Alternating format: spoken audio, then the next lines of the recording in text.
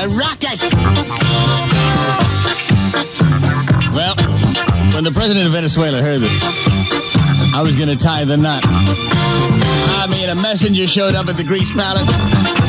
It was more than an invitation. It was a command performance to be there for the reception. How could I refuse?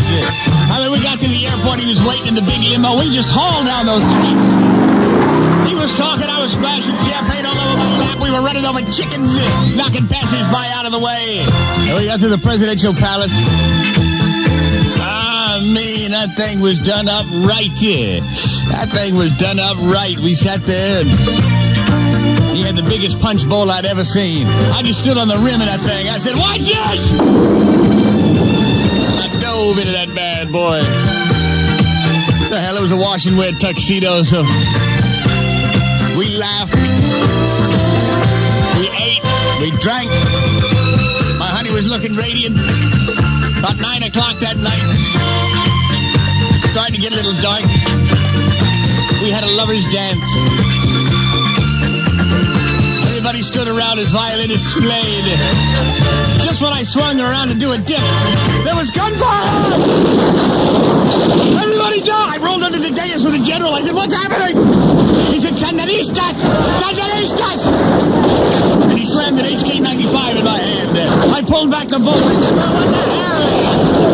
And I fired a general burst in the direction of the wall. One of the waiters got stitched up the back here. He fell to the ground, blood coming out of his ears, nose, and mouth. I said, "Honey, come on!" He made a run for it. We paused in the kitchen. I said, "Baby, we gotta hold him back." He said, "Why don't we just talk to them?" I said, "We can't talk to them. These rebels know no conversation. Honey, if they break through the wall here, you will be raped and degraded by 7, maybe 8 guys at a time until you've satisfied all the troops." She turned and started to run. I said, "Where you going, to the chapel?" She said, "No, I thought maybe I'd freshen up." I said, "Get back here!